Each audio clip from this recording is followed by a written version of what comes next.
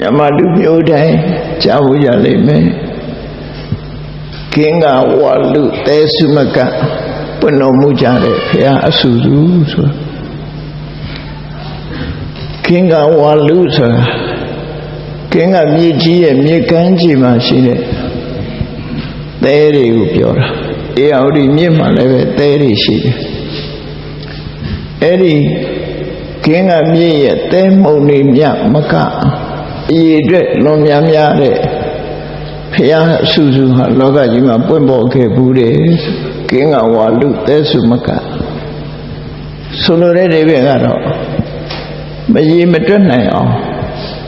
ဘုရားကြီးဟာပွင့်ခဲ့ကြတယ်လို့အဲ့လိုပြောတော့ဘာကြောင့်မရေမတွက်နိုင်တာတုံးလို့ပြောရတော့ဆိုတန်တရားကြီးကိုဘယ်တော့မှစတယ်ဆိုတဲ့အစကိုပြောလို့မရလို့ကြာကျင်တိုင်းကြာရှည်လျားကျင်တိုင်းရှည်လျားနေတဲ့အချိန်ပိုင်းကြီးမှာ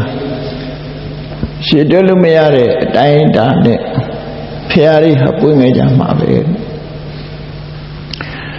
လူတရားဟာကိုယ့်ရဲ့ဘဝသိပင်နဲ့ဘယ်ချိန်ကစားခဲ့တယ်ဆိုတာကိုတမန်အဖြစ်တဘောတာပြောနိုင်ကြတော့လေတန်တရားဘဝမှာကြတော့ဘယ်တော့မှစားခဲ့တယ်ဆိုတာပြောလို့မရနိုင်ဘူးဒီကဘာကြီးဟာဘယ်တော့မှစလာတယ်ခဏိသိပ္ပံဆရာတွေကတော့ဒီကဘာကြီးကြီးဟာတက်တန်းဘလောက်ရှိပြီလို့မှန်းဆပြီးတော့ပြောနေကြသို့တော့ဘုရားကျမ်းဂန်အရာတန်တရားဆိုတဲ့အရာဘယ်တော့မှစတယ်ဆိုတာပြောလို့မရနိုင်ကဘာကြီးကြီးရဲ့တက်တန်းကိုတော့ပြောလို့ရမယ်ဆိုပြောနိုင်တယ်ပေါ့လေကဘာကြီးကြီးရဲ့တက်တန်းဆိုတာဒီဗဒ္ဒကဘာဆိုတာပထမဆုံးကကုသန္တမြတ်စွာဘုရားပွင့်တယ်အဲ့ဒီကကုသန္တမြတ်စွာဘုရားမပွင့်ခင်ကဘာမှာကဘာရဲ့အထိတ်အမှတ်နေနဲ့ကဘာဥကာလမှာကြာဘူးကြီးငါပွင့်ကဘာဖြည်းဖြည်းကြီးတဲ့မှာပေါ်ထွန်းခဲ့ပူတော့အဲ့ဒီကြာဘူးကြီးငါခုပေါ်ထွန်းတာကိုကြည့်ပြီးတော့ဘုရားငါစုပွင့်မယ်ဆိုတဲ့အထိတ်အမှတ်ကိုသိကြတာဒီကဘာမြေကြီးကတော့လောကကြီးကနေပျောက်ကွယ်သွားတဲ့အခါရှိတယ်ပြန်ပေါ်လာတဲ့အခါရှိဒီကဘာမြေကိုတော့ပြောလို့ရတယ်သို့တော့တန်တရားရဲ့အစကိုတော့ပြောလို့မရနိုင်ဘူးအလွန်ရှည်နေရနေလို့ပြောလို့မရဘူးအနမတေကောယံတန်တာရောပုဗ္ဗကောတိနပညာယတိတန်တရားကိုတန်တရားရဲ့အစဆိုတာကိုအစဉ်တစိုက်လိုက်ပြီးရှာတော့လည်းပဲတန်တရားရဲ့အစဆိုတာတွေ့နိုင်တာမဟုတ်ဘူးအနမတေကဆိုတာအနုအမတအခါလို့ပြောဖြတ်ပြီးတော့အနုဆိုတာနောက်ကြောင်းပြန်လှည့်ပြီးတော့သွားကြည့်တော့လည်းပဲအမတဆိုတာမသိနိုင်တဲ့အခါအစရှိတယ်တန္တရာရဲ့အစဆိုတာမသိနိုင်ဘူးလို့ပြောတယ်ဘယ်တော့ကတန်တရားစခဲ့တယ်ဆိုတာပြောလို့မရနိုင်တဲ့အတိုင်းအတာတစ်ခုအဲဒါကြောင့်အနမတေကမသိနိုင်တဲ့အစဆိုတော့မသိနိုင်တဲ့အစဆိုတာမရှိတဲ့အစလို့တော့ပြောရမှာမဟုတ်ဘူးရှိကောင်းရှိနိုင်တယ်ပေါ့နော်သို့တော့ရှည်လျားသွားတဲ့အချိန်ပိုင်းကြီးတစ်ခုဟာဘယ်တော့မှစတယ်ဆိုတာပြန်ပြောရလွန်ခဲတယ်အစကိုမသိနိုင်တော့ဘူးမသိနိုင်လောက်အောင်ရှည်လျားနေတဲ့အချိန်ကာလကြီးအတွင်းမှာဖရာဘယ်နှစုပွင့်ခဲ့တယ်ဆိုတာကင်းကဝါလူသဲစုမကလို့ဆိုတော့ကင်းကသဲလုံးနေရဘယ်လောက်ရှိတယ်ဆိုတာအရေးတွက်လို့မရတော့အဲ့ဒီသဲတွေနဲ့သဲတပွင့်ဖရာတစုနှုံးနဲ့တွက်ကြည့်တောင်းမသိနိုင်ဘူးလို့ဆိုတာကြာရင်တိုင်းကြာတဲ့အထိပ္ပယ်ကိုဖော်ပြတာပဲဖြစ်အဲ့ဒီထဲမှာ ះစုစုပွင့်တော်မူကြတဲ့ထင်ပဲအခုနောက်ဆုံးပွင့်သွားတာတော့ဘုန်းကြီးတို့တွေကြုံတွေ့နေကြရတဲ့ဟောပြောသွားတဲ့တရားတွေကိုနာယူခွင့်ရနေကြတဲ့ဂေါရမဗုဒ္ဓပဲဖြစ်တယ်ဂေါရမဗုဒ္ဓဒီဘုရားဖြစ်သူရောက်ဖို့ရအတွက်ပါရမီ7ပါးအပြား30စရိယ3ပါးကျင့်ချင်းကြီး15ပါးဆိုတာဒီစွန့်ချင်းကြီး15ပါးဆိုတာကိုစွန့်လွတ်ခဲ့ပြီးတော့ကြိုးစားအထုတ်ခဲ့တဲ့ပါရမီတွေပြည့်လာလို့ဘုရားဖြစ်သူရောက်လာခဲ့တယ်အဲ့ဒီပထမဆုံးဖြာဒိတ်ခံတဲ့ဘုရားကစပြီးတော့နောက်ပိုင်းမှာတော့ရှေ့တွက်လို့ရတယ်လို့ဒီလိုဆိုတယ်။သမုဒိထဝိသင်္စမှာကြည့်မယ်ဆိုရင်ကောရမဘုရားအလောင်းဟာဘုရားဖြစ်ဖို့စိတ်ကူးမထည့်ခင်ကစပြီးတော့ကြည့်မယ်ဆိုရင်တော့ဘုရားပေါင်းမှာတိမ်မောများစွာရှိကြမှာပဲဖြစ်တယ်24စုမဟုတ်ပဲနဲ့သို့သောဘုရားအဖြစ်ကိုစုပန်ခဲ့တဲ့အချိန်ပေါင်းမြောက်များစွာပါရမီဖြည့်ခဲ့တဲ့ကဘာပေါင်းမြောက်များစွာလွန်လောက်ပြီးတော့ဒီပင်ကရာမြတ်စွာဘုရားခေတ်ရောက်တဲ့ချိန်ကြမှသာလျှင်ဖြာဒိတ်ဆိုတာရရှိတာဖြစ်တယ်ပေါ့ဖြာဒိတ်မရခင်ကပါရမီဖြည့်ခဲ့တဲ့ဉာဏ်ပုဗ္ဗေနိဝတ္တအဘိညာဉ်ဉာဏ်ဆိုသူရသူ့အတိတ်ပြန်သိလာအခုခေတ်တချို့အဲ့လိုဉာဏ်မရဘဲနဲ့လေလူဝင်စားတွေကိုဘဝကိုသိတာတွေရှိတယ်စကိုင်းတော်ရုံမှာ9ဘဝသိတယ်သိလားရှင်ရှိနော်တော့မေးကြည့်ရင်မေးပေါ့မေးခြင်းနဲ့ဆိုမှလိပ်စာပေးမယ်သူ့ဘဝ9ဘဝထိအောင်သူသိတယ်ဆိုတာအဲ့တော့ဒီပြမကြီးကလည်းနောက်ရောက်တဲ့ပြမခုနလူဘဝရောက်လာပြီးယသိဘဝနဲ့သမထကျင့်စဉ်ကိုကျင့်တော့အတိတ်ဘဝကိုပြန်သိလာဩသူပြမဘဝလာတယ်ဆိုတာကြည့်လိုက်တယ်သူ့ရဲ့အရင်ရှိနေတဲ့ပြမကြီးကတော့ဟိုမှာရှိတုံးပဲသူကတော့သိမကြဘူးပြမပြင်ကသေးလာတယ်လဲဆိုသူ့ကောင်းထဲမှာဘာတွေးမိလို့ဆိုငါတို့ကိုသူကဖန်ဆင်းတာသူကတော့ထာဝရနေဆာထာဝရဘယ်တော့မှမသေးဘူးငါတို့ကတော့သေးလာရတယ်ငါတို့ကမမြဲဘူးသူကမြဲတယ်ဆိုရင်ဧကိစ္စတတ္တဝါဒလို့ခေါ်တယ်တချို့မြဲတချို့မမြဲဆိုတဲ့အယူဆတစ်ခုပေါ်လာတော့ဘဝဆိုတာအဲ့လိုလူတွေဟာတွေးတောကြံစည်မှုတွေကလွဲချော်ကုန်အဲ့လိုတွေးပြီးတော့သူက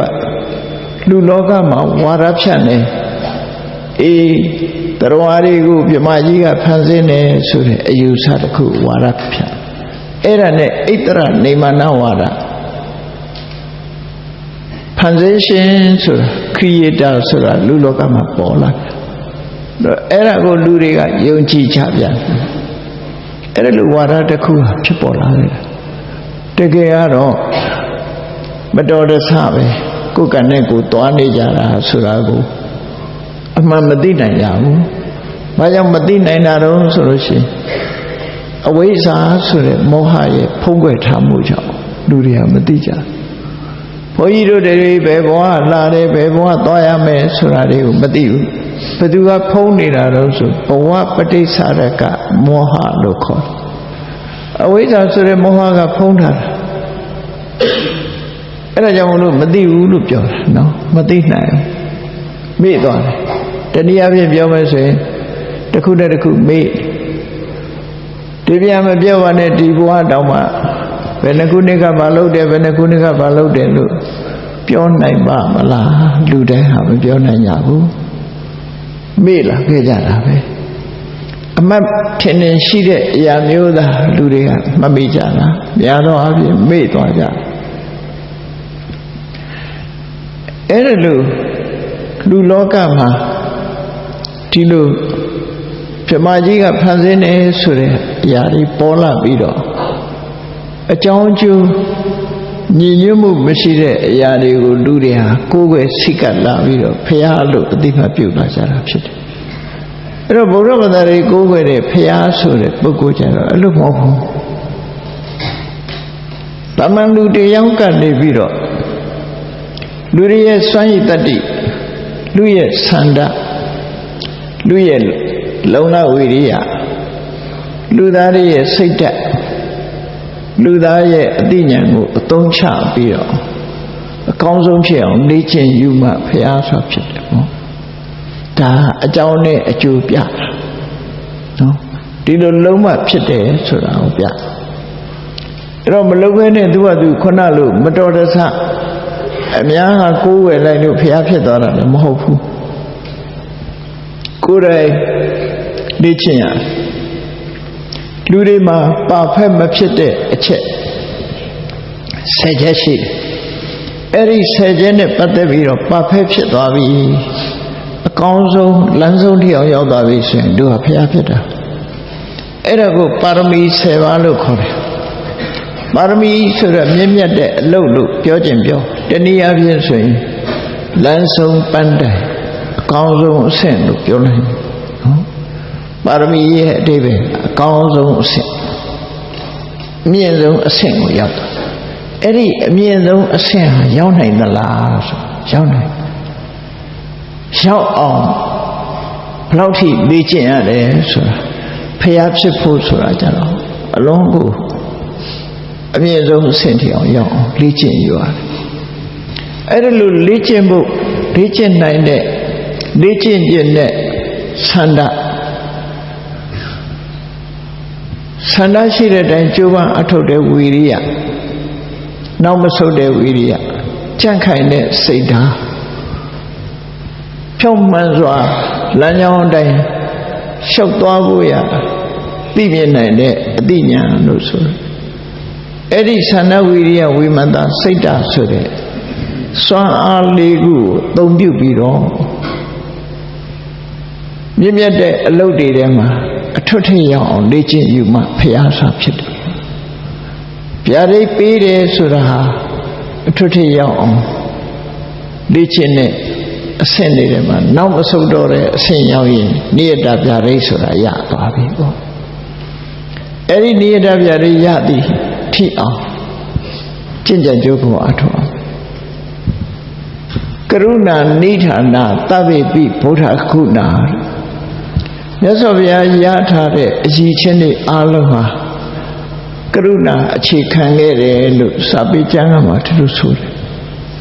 ကရုဏာအခြေခံတယ်ဆိုတာဖျားဖြစ်ခြင်းနဲ့ဆန္ဒဟာဘယ်ဟာစလာလဲကိုယ်နဲ့ကိုယ်ပတ်ဝန်းကျင်မှာရှိတဲ့တရားတွေရဲ့ဆင်းရဲဒုက္ခကြုံတွေ့နေရတာတွေနဲ့ပတ်သက်ပြီးတော့ထိုဆင်းရဲဒုက္ခကလွတ်မြောက်စေခြင်းတဲ့ဆန္ဒကိုအကြောင်းပြုပြီးတော့အဲ့တော့လွတ်မြောက်စေခြင်းနဲ့အခက်အခဲတွေကြုံနေကြတာကိုထိုအခက်အခဲတွေကလွတ်မြောက်စေခြင်းနဲ့ဆိုတဲ့စိတ်ဆန္ဒစိတ်ဟာကရုဏာလို့ခေါ်တဲ့သဘောတရားပဲဒုက္ခရောက်နေတဲ့ပုဂ္ဂိုလ်တယောက်ကိုဒုက္ခမှကယ်ထုတ်ခြင်းနဲ့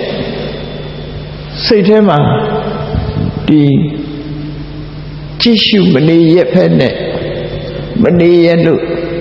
ကဲ့တင်မှုကြိုးစားခြင်းနဲ့စိတ်တွေတော်တာကိုကရုဏာလို့ခေါ်တယ်။ကရုဏာနဲ့တောကခတ်ဆင်နေရှိတယ်။တောကဆိုတာစိုးရိမ်တာပဲဖြစ်တယ်။စိတ်မကောင်းပြီးစိတ်ပူပန်နေတယ်ဆိုရင်တောက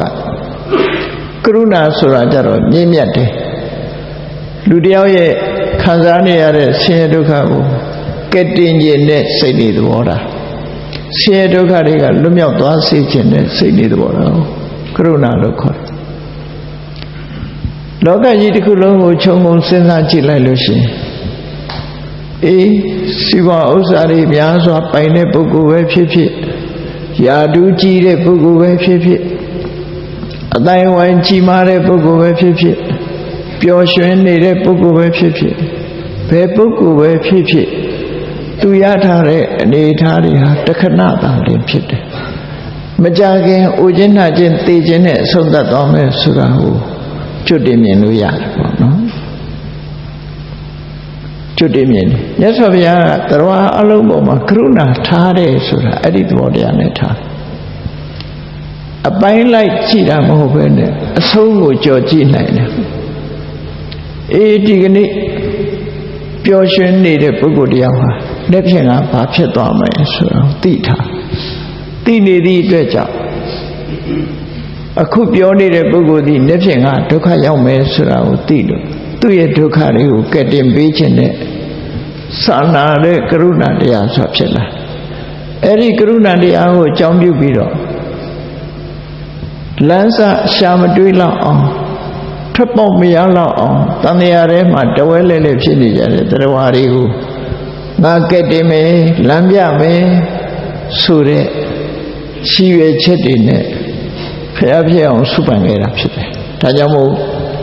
မြတ်စွာဘုရားရတဲ့အရေးချင်းအလုံးဟာသဗ္ဗေပိဗုဒ္ဓခုဏဗုဒ္ဓရဲ့အရေးချင်းတွေအလုံးမှာကရုဏာနိဒာနကရုဏာကစတင်လာတာဖြစ်ပါတယ်လို့သူတို့ပြောတာနော်တိုင်းပြည်တစ်ပြည်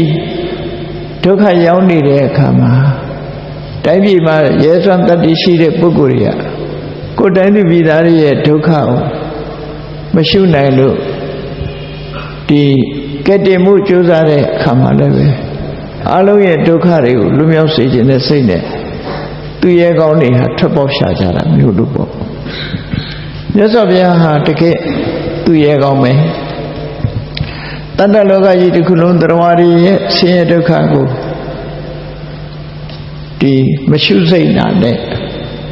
ကဲ့တင်မှုကြိုးစားခဲ့တာဖြစ်တယ်ကဲ့တင်မှုဆိုတာစိတ်ထဲစဉ်းစားရုံတော့မှပဲစက်သိမ်းထားစရာကောင်းလောက်တဲ့အလုပ်တွေကိုလုပ်ချအောင်မှာဖြစ်တယ်အဲ့ဒါတွေကိုလုပ်နိုင်ဖို့ဆိုတာဖျားလောင်းနေဖျားစုပန်မှုဆိုတာရင်ထဲနှလုံးထဲမှာဘာတွေရှိတယ်ကြည့်ရအခြေခံအနေနဲ့ကရုဏာအနေနဲ့ပြောတာတော့မှန်တယ်ကရုဏာတစ်ခုတည်းလားဆိုမဟုတ်ဘူးစာပေကျမ်းကမှာသဗ္ဗေပိဗုဒ္ဓခုဏကရုဏာနိဒာနာလို့ဆိုပေမဲ့တို့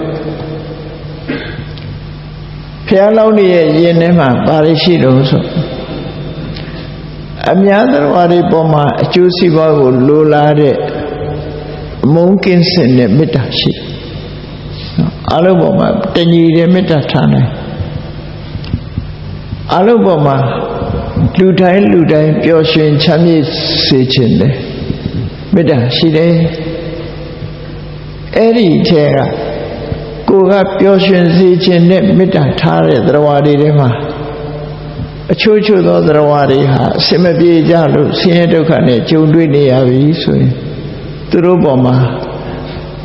ဆင်းရဲဒုက္ခကိုမရှုစိတ်နဲ့ဆင်းရဲဒုက္ခကလွတ်မြောက်စေခြင်းနဲ့ကရုဏာတရားဆိုဖြစ်လာကိုဖြစ်စေခြင်းနဲ့အတိုင်းတချို့တ attva တွေဟာကြီးပွားတိုးတက်ပြီးတော့ဖြစ်သွားကြတယ်အဲဒီလိုဖြစ်သွားလို့ရှိရင်ဝန္တနိုင်တဲ့မုဒိတာတရားမေတ္တာရဲ့ကရုဏာရဲ့မုဒိတာရဲ့မေတ္တာဆိုတာအလုံးအတွက်မိဘတယောက်ကကိုယ်သားသမီးတွေပေါ်မှာအကျိုးစီးပွားကိုလိုလားတာမေတ္တာအဲ့ဒီထဲမှာတချို့သားသမီးကဟုတ်လားပညာမှမတတ်ဘူးသို့မဟုတ်စီးပွားဥစ္စာမဖြစ်ထွန်းဘူးကျမ်းမာရေးမကောင်းဘူးဆိုတဲ့သားသမီးပေါ်မှာအကျဉ်းနာဆိုတဲ့ကရုဏာဖြစ်တယ်ကျမ်းမာတန်ဆွမ်းပြီးတိုးတက်ကြီးပွားသွားတဲ့သားသမီးကြတော့မုဒိတာဖြစ်တယ်မေတ္တာဆိုတဲ့နှလုံးသားပိုက်ရှင်မှာအကျဉ်းနာတရားနဲ့ဝန္တာနိုင်မှုဆိုတဲ့မုဒိတာဖြစ်ဖို့ရမခဲရတော့ဘူးပေါ့အဲ့တော့မေတ္တာလည်းဖြစ်တယ်ကရုဏာလည်းဖြစ်တယ်မုဒိတာလည်းဖြစ်တယ်တရားအလုံးမှာမေတ္တာကရုဏာမုဒိတာဆိုတဲ့ဒီစိတ်ဆန္ဒတွေရှင်တဲ့နှလုံးထဲမှာဖြစ်ပေါ်လာတဲ့အခါအဲဒီမေတ္တာဆိုတဲ့တရားကိုထိန်းချောင်းဆောင်ရှောက်နိုင်ဖို့အတွက်နောက်ဆုံးကကရုဏာဆိုတာဥပေက္ခဆိုတာရှိလာဗျာဟုတ်နော် ခွဲခြားမလုပ်ဖဲနဲ့တာရူညီမြစိတ်သဘောထားနိုင်တဲ့အနေအထားတစ်ခုကဥပိ္ပခာလို့အဲ့တော့ဘုရားလောင်းတော်တွေဟာပါရမီဖြည့်တော့မယ်ဆိုရင်ယင်ထဲမှာမေတ္တာလည်းရှိတယ်ကရုဏာလည်းရှိတယ်မုဒိတာလည်းရှိတယ်ဥပိ္ပခာလည်းရှိတယ်ဆိုပြမစိုးတရားကိုရှင်တဲ့နှလုံးထဲမှာရောက်လာတဲ့ပုဂ္ဂိုလ်တိုင်းဟာတရားရဲ့အကျိုးစီးပွားကိုစဉ်းစားတွေးခေါ်လာတဲ့အခါမှာတရားတွေနဲ့ပတ်သက်ပြီးတော့လူတွေရဲ့လိုအပ်ချက်လှုပ်တဲ့လှုပ်ထိုက်တဲ့ထားလိုက်တဲ့စိတ်နေသဘောထားလှုပ်ဆောင်မဲ့အချက်တွေ10ချက်ရှိတယ်တဲ့အားလုံးအခြေခံတာလဲဗြဟ္မဝိဟာရကိုအခြေခံလိုက်တယ်နော်အဲ့တော့ဘုန်းကြီးတို့တွေကိုယ်ကွယ်နေတဲ့ဘုရားဖျားဆိုတာတမန်လူသားတယောက်ကအလွန်ခက်ခဲတဲ့ပညာရက်တွေကိုသင်ယူပြီးတော့ပါဖက်ဖြစ်လို့ဖျားဖြစ်သူရောက်သွားတာပဲဖြစ်တယ်တမန်ပုဂ္ဂိုလ်တယောက်ဖျားဖြစ်တာမဟုတ်ဘူးပေါ့နော်အကြောင်းနဲ့အကျိုးနဲ့ခုနလိုအချောင်ဖျားဖြစ်သွားတာလည်းမဟုတ်ဘူး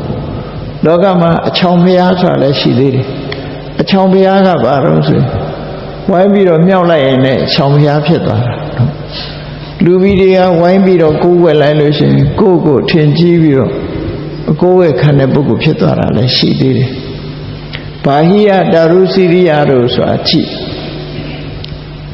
အချောင်ယဟန္တာဆိုတာရှိသေးတယ်နော်လူထဲမှာလည်းပဲအဲ့ဒါလို့အချောင်ဖြစ်သွားတာတွေရှိဘာမှမလုပ်ရပဲနဲ့အချောင်ဘာဟိယတာရုစီရိယရဲ့ဝတ္ထုကိုကြည့်လိုက်သူဟာဘာဟိယတိုင်းသားတယောက်သင်္ဘောပြက်လို့မသေးလို့ကံကောင်းပြီးတော့ကန်းတင်လာတဲ့အခါဝတ်ထတဲ့အဝတ်တွေအကုန်လုံးရေးထဲပါသွားပြီမရှိတော့ခန္ဓာကိုယ်မှာပတ်နေတဲ့အဝတ်တစ်ခုမှမရှိဘူးအဲ့တော့အဝတ်မပါဗလာကိုဒီကမ်းပေါ်ရောက်လာအဲ့ဒီအချိန်မှာသမင်းကစာတော့လူကြားထဲမှာဒီပုံစံနဲ့သွားလို့မသိတော့တဲ့အခါမှာကားဆက်မှရှိတယ်တစ်တုံးအစာအနာလေးတွေကိုရှောက်ကောက်ပြီးကျိုးလေးနဲ့တီးပြီးလုံယုံဖုံးပြီးတော့ထမင်းသွားတောင်းတာနော်လုံတုံးကထမင်းစားလို့ထမင်းတောင်းတာလေအဲ့ဒီမှာပထမဆုံးမြင်လိုက်တဲ့လူကဘာဖြစ်တုံးဆိုဟာယဟန္တာချွာလာနော်သူ့လိုမနေနိုင်ဘူးခြေစမ်းဒီဘာမှသူဟာလူချင်းလောဘမရှိဘူးတစ်တုံးလေးတွေကိုကျိုးနဲ့တီးပြီးတော့အဆက်လုံးယုံလေးဝတ်လာတာ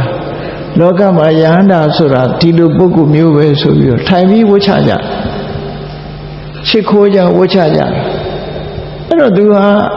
တကယ်ကတော့သင်္ဘောပြက်လို့ဒုက္ခရောက်လာတဲ့လူတစ်ယောက်သားဖြစ်တယ်ထိုင်ပြီးဝတ်ချပြီးတော့သူလိုချင်တာတွေအစာအစာတွေကျွေးကြမွေးကြလှူကြတန်းကြတဲ့အခါမှာသူကဟန်ကြပြီလမ်းတွေ့ပြီဆိုပြီးအဝတ်တွေပြီးတော့လဲမိုးတော့ပဲနဲ့ဒီတစ်တုံးလေးအစလာလေးတွေခြီးပြီးတော့အဲ့ဒါကိုဝတ်ပြီးသူများကယဟန္တာလို့ပြောတာနဲ့ယဟန္တာလုံနေလိုက်တာဘာအကျင့်မှမရှိအဲ့ဒါအချောင်ယဟန္တာလို့ခေါ်တယ်ဝိုင်းပြီးတော့မြောက်လို့ရှိရင်လူဆိုတာဖြစ်သွားတယ်အဲ့လိုအချောင်ဖျားဆိုတာလည်းဖြစ်တတ်သေးတယ်ဝိုင်းလူတွေကနေဩဘာပေးပြီးဝိုင်းမြောက်လိုက်တဲ့အခါကိုယ်ကိုထင်ကြီးလေးစားပြီးကိုယ်ကြတဲ့လူတွေရှိရင်လူတွေဟာအလိုအထင်ရောက်သွားပြီးတော့သူကိုယ်သူယဟန္တာလို့လည်းထင်တယ်ဖျားလို့လည်းထင်တယ်တကူရှင်လို့လည်းထင်တယ်အဲ့ဒါလိုဖြစ်သွားတယ်ပေါ့နော်အဲ့တော့တမန်အဖြစ်ဒီဖျားဖြစ်ဖို့ဆိုတာအခုလိုအချောင်ရလို့ဖြစ်တဲ့အနေအထားမျိုးမဟုတ်ဘဲနဲ့ဖျားဖြစ်ကြောင်းနိလန်းကောင်းကျင့်စဉ်တွေကိုကျင့်ကြကြကိုအထောက်အမှာဖြစ်တယ်ဟုတ်ပြီဖျားဖြစ်ခြင်းနဲ့ဆိုတဲ့ပုဂ္ဂိုလ်ကောရမဖျားအလောင်းမဲ့ဥတည်ပြီးတော့ပြောအောင်သူဘာလုပ်ရလဲပါရမီ7ပါးဆိုတာလေ့ကျင့်တာအထွတ်ထိပ်ရောက်အောင်ဒီအချက်တွေကိုလေ့ကျင့်ရနံပါတ်1ဘာကိုလေ့ကျင့်ရမလဲအများတော်တွေပေါ်မှာကိုဟာကိုပိုင်တဲ့ပစ္စည်းကိုဘယ်အတိုင်းတာထိအောင်ဆွတ်လွတ်နိုင်တယ်လဲ ဒီပေါ်မှာလေ့ကျင့်နော်ဘယ်လောက်ထိစွန့်နိုင်လဲလူတွေဟာဘယ်သူမှကိုယ်မစားပဲသူများကိုပေးပြမှာမဟုတ်ကြဘူးပေါ့နော်ကိုယ်မှာပိုးနေလို့ရှိရင်တော့ပေးကောင်းပေးလိမ့်မယ်ကိုယ်ငတ်ခံပြီးတော့သူများကိုလှူတယ်ဆိုတော့မရှိနိုင်ဘူးပေါ့ရှိတောင်မှအလွန်ရှားမယ်အဲ့ဒီလိုစွန့်လွတ်တဲ့ဒါနကောင်းမှုဆိုတာအများအတွက်စတင်ပြီးတော့ဆောင်ရွက်တယ်ကိုရှိတဲ့ပစ္စည်းဥစ္စာတွေကိုဘယ်အတိုင်းတာအထိစွန့်နိုင်တယ်လဲဆိုပြီးတော့လေ့ကျင့်တာဒါကြောင့်မို့ယန္တာဒီဖျားဖြစ်မဲ့ပုဂ္ဂိုလ်တွေပထမပါရမီဖြည့်ရတယ်ဆိုတာဓာတဝါဓာတပကံဒါနံနော်ကိုလူနိုင်တဲ့အတိုင်းတာအများကိုပေးနိုင်တဲ့အရာတွေကိုသူကစတင်ပြီးတော့ပေးရတယ်ပေးတာဟာရှင်တွေကဘာကိုဖယ်ပြက်နေတာတော့ဆိုလူတွေမှာကိုပစ္စည်းကိုသူများကိုမပေးနိုင်တာဘာကြောင့်လဲဆိုမပေးနိုင်ရင်အကြောင်းကမစ္စရိယဆိုတဲ့ကိုယ်သာသုံးမယ်ဆိုတဲ့သဘောတရားတဏှာလောဘလို့ခေါ်တဲ့ကိုယ်အတွက်ကြည်တတ်တဲ့တဏှာကိုယ်အတွက်သာသိမ့်ပိုက်တဲ့တဏှာလောဘနဲ့မစ္စရိယတဏှာလောဘရာဂအတူတူပဲအဲ့တော့လောဘနဲ့မစ္စရိယဒီနှစ်ခုဟာ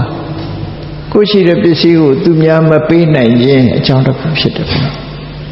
အဲ့ဒီနှစ်ခုကိုတွန်းလှန်ဖယ်ရှားပြစ်လိုက်တဲ့အခါကျတော့လူတွေဟာကိုယ်သာသုံးမယ်ဆိုတဲ့အတွေ့မရှိတော့ဘူးကိုယ်အတွက်လို့ဆိုတဲ့စိတ်ကူးမရှိတော့ဘူးပေးနိုင်တယ်ဆိုတဲ့စိတ်ဓာတ်ဖြစ်ပေါ်လာအဲ့ဒီကြတော့ပေးကမ်းခြင်းတစ်ခုဟာစတင်ပြီးတော့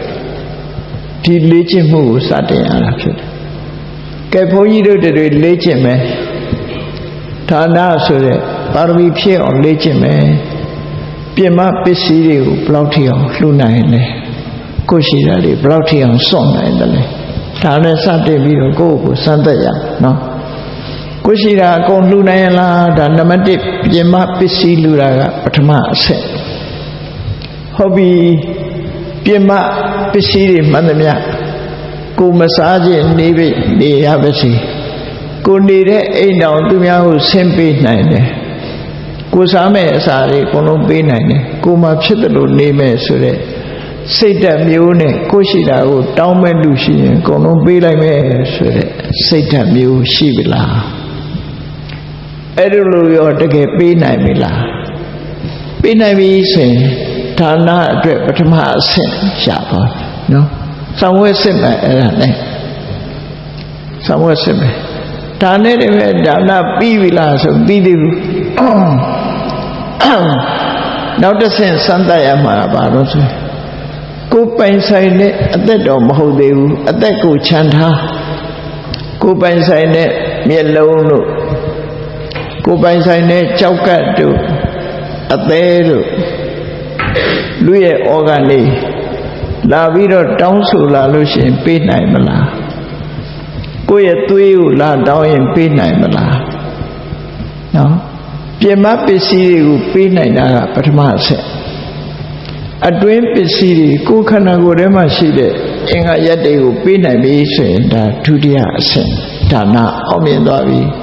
ပထမအဆင့်ဒါနကိုဒါနပါရမီလို့ခေါ်တယ်ဒုတိယအဆင့်ဥပပါရမီဒါနဥပပါရမီလို့ခေါ်တယ်နောက်ဆုံးမှာကိုယ်ဘဝကြီးလုံးအသက်ပဲလှူရစေလှူနိုင်တယ်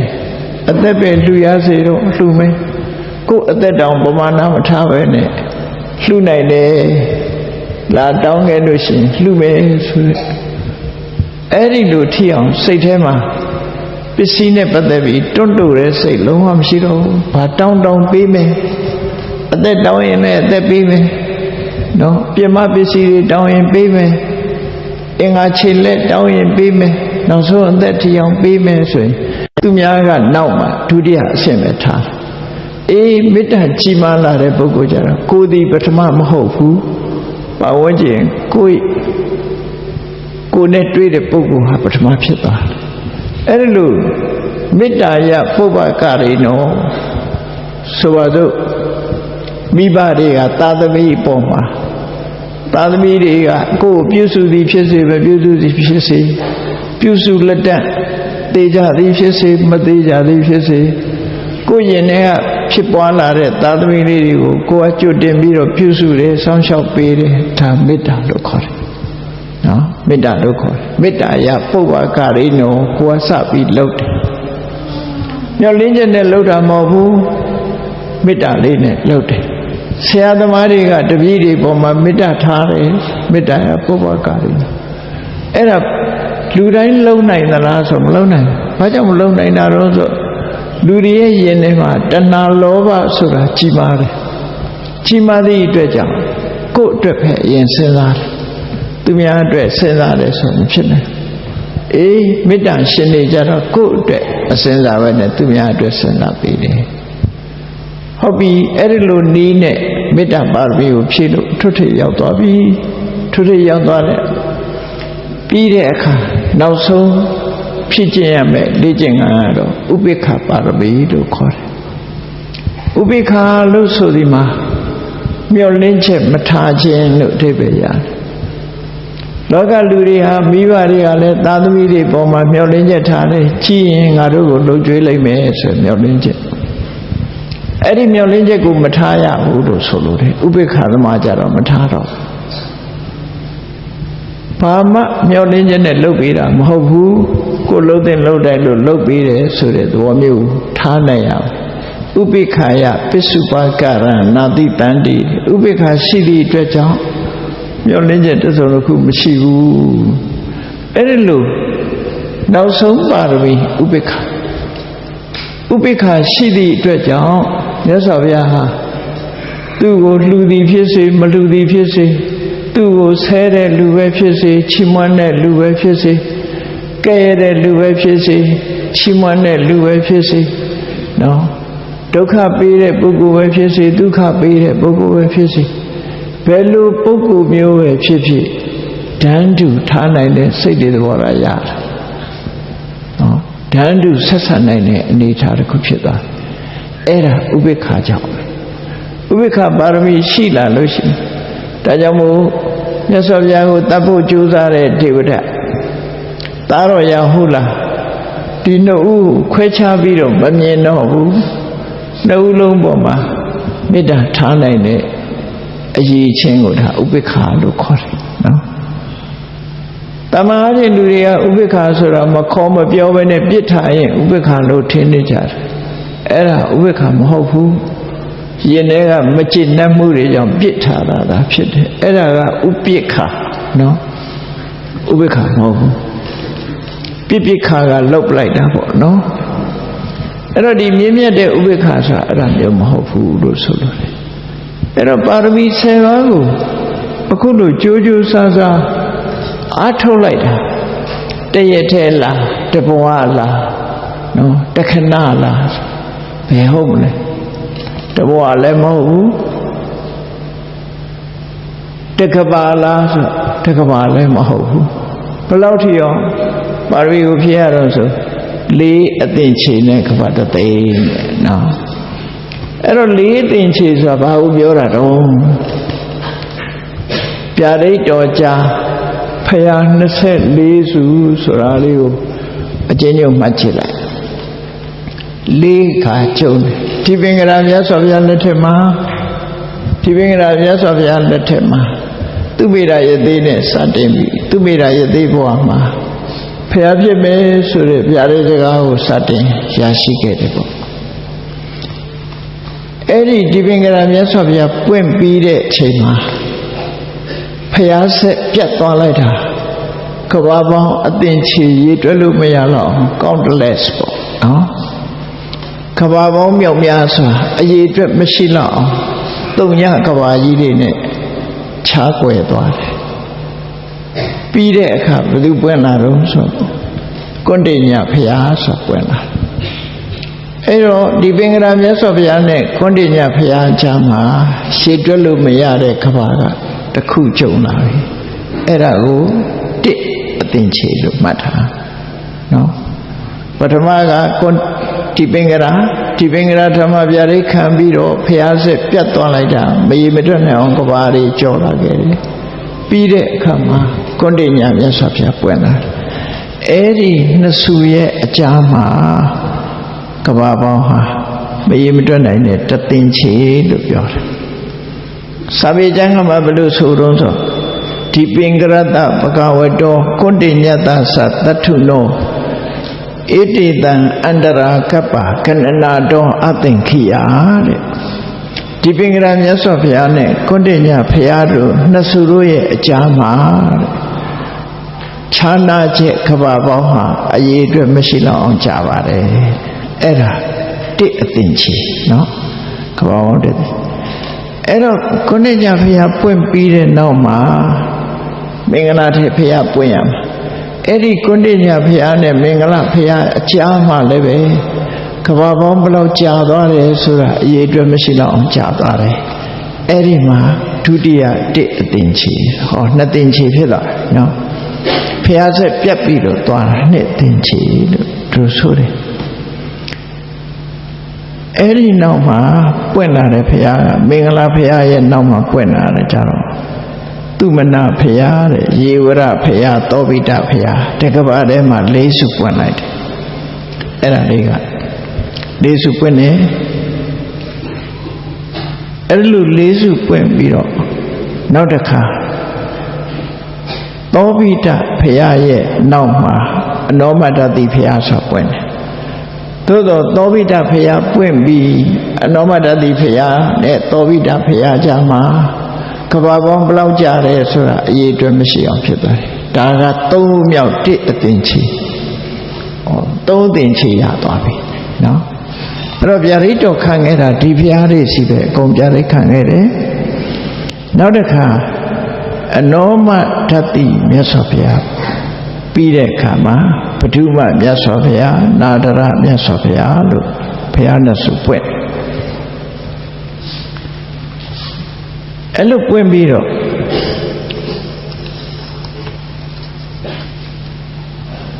နာဒရဘုရားရဲ့နောက်မှာပထမုဒ္ဒရမြတ်စွာဘုရားဆိုတာပွင့်တယ်အဲ့ဒီမှာ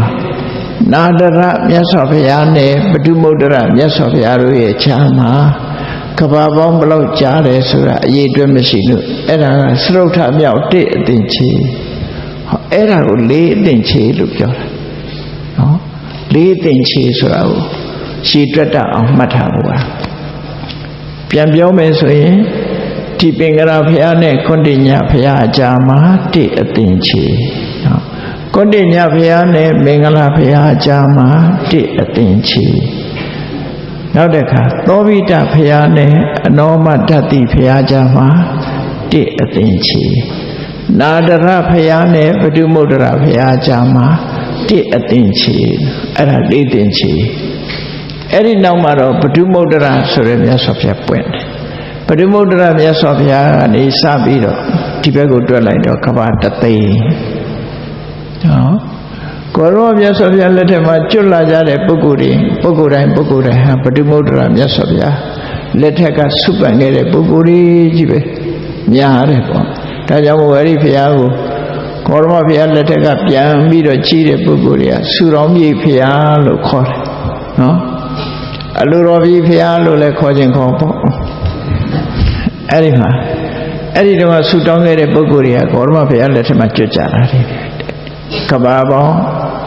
တသိန်းပါရမီဖြည့်ကြရတယ်လို့သူတို့ဆိုတာနော်အဲ့ဒီမှာနောက်ပထမုဒ္ဒရမြတ်စွာဘုရားပွင့်ပြီးတဲ့နောက်မှာသူမေတာသူဇာတာပိယဓာတိအထဓာတိဓမ္မဓာတိသူဇာတာသိဋ္ဌထာဟောဘုရားတွေပွင့်လိုက်တာပြီးတဲ့အခါကျတော့တိတ်တာဖုတ်တာဟောတိခိဝိတ္တပုဆိုတဲ့ဘုရားတွေပဲနောက်ဆုံးမှာကကုတန္တာကောနာခမနကတ္တဝဆိုပြီးအလုံးပေါင်းလိုက်တဲ့အခါ24စု24စု ဒီနာမှာဘောရိပင်ကြီးတပင်အောင်မှာဘုရားရုပ်ဘွားတော်တွေ24စုထားတာဒါကိုပြောတာနော်အဲ့ဒီဘုရားတိုင်းကအခုလိုပါရမီတွေကိုဖြည့်ကျင့်ပြီးမှဘုရားဖြစ်ကြတာပါရမီမဖြည့်ဘဲနဲ့ဘုရားဖြစ်တယ်ဆိုတာတဆူမှမပါဘူးနော်အားလုံးဟာဒါနသီလခန္တီစတဲ့အရေးချင်းတွေမှာဘာဖက်ဖြစ်အောင်ကြည်ကြကြကိုအထောက်ကြရတယ်ဒါကြောင့်မို့ဘုန်းကြီးတို့တွေကိုးကွယ်ရတဲ့ဘုရားဟာတာမန်ဘုရားတွေမဟုတ်ဘူးတကယ်ကိုအရေးချင်းပြည့်တဲ့ဘုရားအစစ်တွေဖြစ်တယ်လို့စိတ်ထဲမှာချီနူးသရာပွားပြီးတော့မြတ်စွာဘုရားရဲ့ဂုဏ်တော်တွေကိုအာရုံပြုတာဘုရားရဲ့ရုပ်ဘွားတော်တွေတွေ့တိုင်းအခုလိုထူးထူးချွန်ချွန်မြင့်မြတ်တဲ့အခြင်းတွေကိုကိုယ်တိုင်ဖြစ်ခြင်းလို့ဘုရားဖြစ်သူရောက်ကြတာဆိုတာကိုရှင်တဲ့နှလုံးထဲကမှတ်သားကြီးညိုပြီးတော့ဒီဖြာရိတ်တော်ကြားဘုရား24စုကိုအာယုံပြုတာကြီးညိုသရာပွားများ၍ကုသိုလ်တရားဖြစ်ပွားအောင်ကြိုးစားအထောက်နိုင်ကြပါစေကုန်သတည်း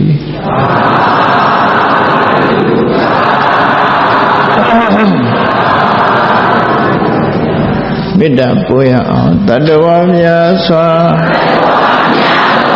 အေးရန်กว่าချမ်းသာကြပါစေတတ္တဝါများစွာအေးရန်กว่าချမ်းသာကြပါစေမေတ္တာရေချမ်းသုံးငါဖြံငြိမ်းချမ်းကြပါစေမေတ္တာရေချမ်းသုံးငါဖြံငြိမ်းချမ်းကြပါစေသက်ရှိချမ်းသာစိတ်ချမ်းသာလူရဆန္ဒပြည့်ပါစေသက်ရှိချမ်းသာစိတ်ချမ်းသာလူရဆန္ဒပြည့်ပါစေဟောလန္တာဒုက္ခပင်္ဂစာမေတ္တာပုံနေတုသင်္ကမမနောတရတိတဗ္ဗေတံဘဝယံတုဒုက္ခနကမေတ္တာပုံနေတုသင်္ကမစုပေါင်းဖို့အမေတ္တာတဟုရောင်ပြုပါဝင်ငွေလာမင်းနှင့်ရောင်ကြီးရှဲယုံပေါင်းဆောင်ရခြင်းကြောင့်တဗ္ဗေတံကျွမဲ့ဥသောလုံးစုံများစွာတတ္တဝါတို့၏မနောတရတိပြည့်မြတ်ဖြူစင်အေးကြည်လင်းသည့်ရေစင်ပြည့်တင်းစိတ်နှလုံးတည်ဟုသောရေအိုင်ကြီးအတွင်၌ဒုက္ခပင်ကသာစင်ထောရအိမြကြည်သာတာယာပွင့်လန်းချမ်းသာဒုက္ခတည်ဟုသောကုမုဒ္ဒရာကြာပန်တို့သည်ဟောလန္တဝန္တာရှင်မြူမုံလူလျက်ကြည်နူးဝဲကြုံဖူးပွင့်ကြကုန်သည်ဖြစ်၍ဒုက္ခနကလေအောင်လေးတဲ့ရောရှက်တင်ပြန့်ပိတိရီဟုသောယနံတို့သည်ဘဝယံတုကောင်းစွာမသွေကြိုင်နိုင်၍နေကြပါစေကုန်သတည်း